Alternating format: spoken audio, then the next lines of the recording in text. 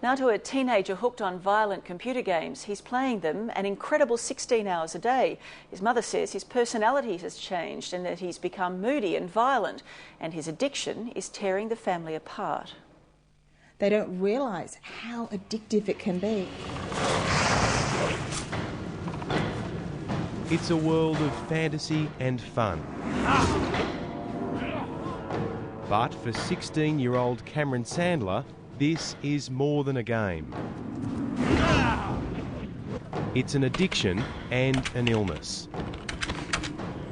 I am addicted to the game, but I'm not fully addicted. Like, I can quit whenever I want. This really kicks ass, doesn't it? It all started 18 months ago when Cameron discovered World of Warcraft. Oh, now I'm going to kill you all. This never-ending computer game is played by millions around the globe. From America, Germany, China, all of Europe, England. And you've got friends in all of these places? Yeah.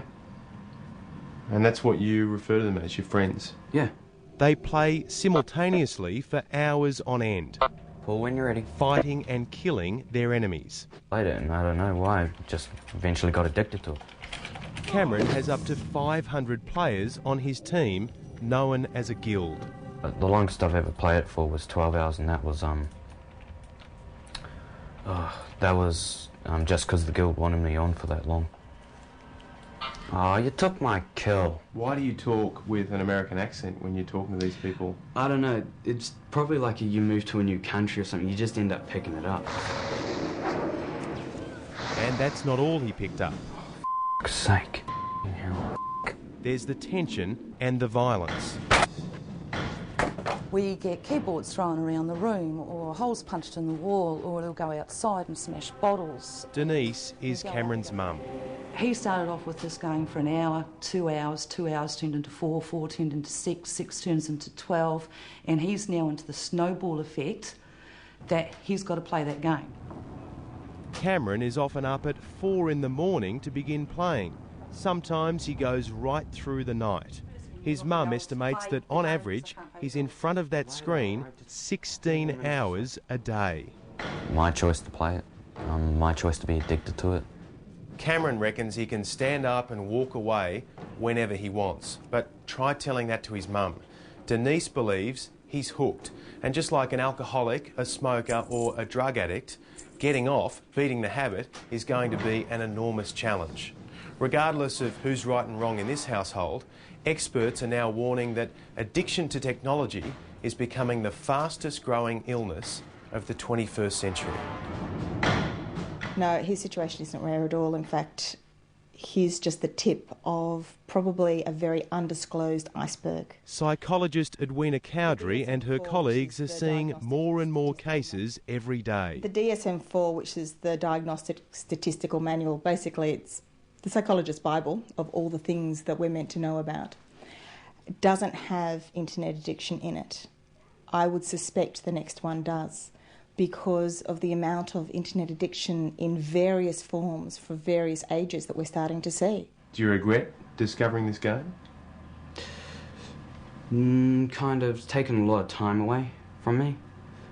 I could have made up, going out, exploring some more, meeting new people, but other than that, no, because I've gone and explored inside the game. I've met new people inside the game. Warcraft has had such an impact on players, there are chat rooms on the internet dedicated to addicts. An assistant professor from Harvard University claims up to 40% of users are hooked. And in China, a gifted 13-year-old student killed himself after playing Warcraft for 36 hours straight. The boy left a suicide note saying he wanted to join the heroes of the game he worshipped. It's a fantasy world. A bit like a book, but a book ends. I don't want to live like this anymore. I really don't.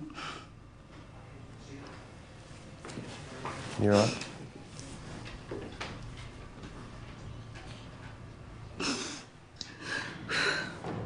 Do you think people find it hard to believe the impact? I think so. I think so. I didn't think that a game would be this addictive to this point and change a personality. Cameron has left school, and at the moment he isn't studying or working. He knows now is the time to tackle his addiction. It's no longer a game. How many parents do you think will be watching this story tonight and saying, "That's me"? I would say a lot. This is going to be a problem that we're going to be hearing a lot more about. Oh, yes. Oh, yes, big time. Ben Fordham with that report, and if you have a similar story to tell us, please send us an email or give us a call. You can also go to our 9MSN website for details on where you can get help to fight this problem.